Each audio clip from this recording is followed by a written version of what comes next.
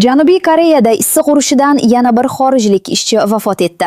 Janubiy Koreyaning Kyongido provinsiyasida bu yil issiq urishi oqibatida xorijlik ishchi o'limi ilk bor qayd etildi.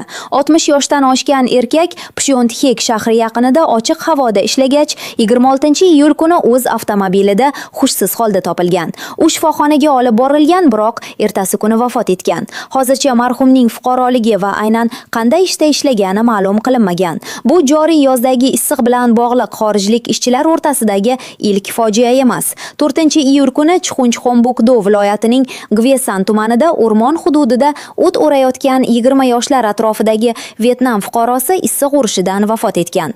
25-iyul kuni Chollanamdo viloyatining Senam tumanida dalada ishlayotgan 30 yoshlar atrofidagi Tailand fuqarosi ham issiq urishidan halok bo'lgan. Mazkur holat yuzasidan Mehnat vazirligi va politsiya tekshiruv olib bormoqda.